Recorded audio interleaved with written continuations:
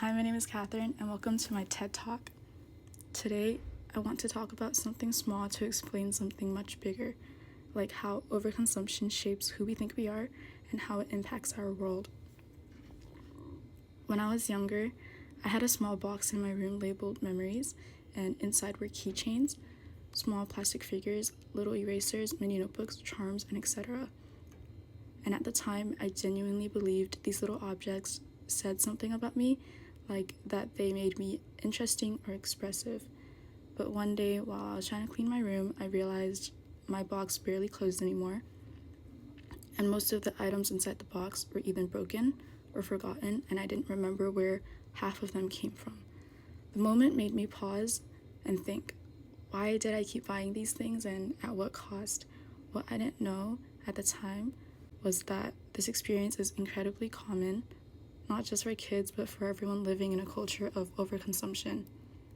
In my research, I learned that consumption isn't just about buying things, it's about identity.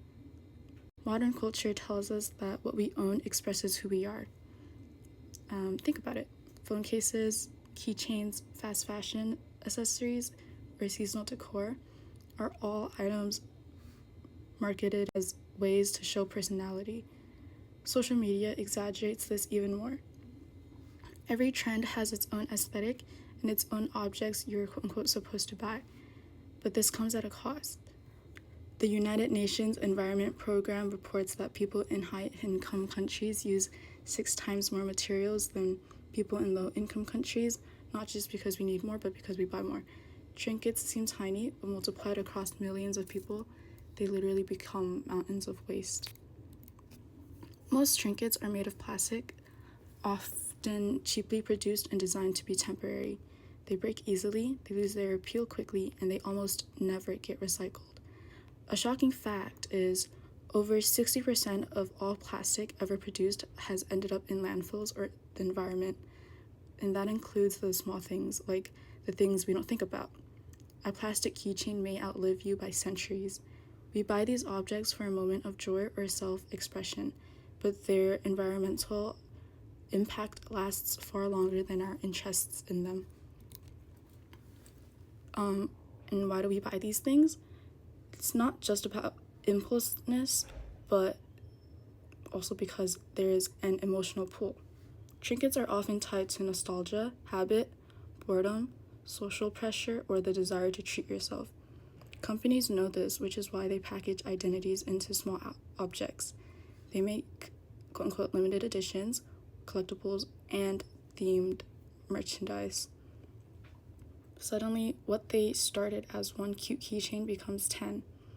We buy not just because the object is useful, but because of what it represents. And what can we do about it? I'm not going to stop you from buying everything because that's unrealistic. And honestly, small objects can be meaningful when they have purpose, but we can rethink our habits in ways that genuinely matter. Like, number 1, pause before purchasing. You can ask yourself, will I still want this a month from now? And if not, you should skip it. Number 2, choose items that last. You can choose one high-quality object over 10 disposable ones. Number 3, value experiences over objects because memories last longer than plastic. Number 4, notice when trends push you. Just because something is popular doesn't mean you need it. And number 5, own fewer things, but love all of them. Overconsumption thrives on thoughtlessness, and awareness breaks that cycle.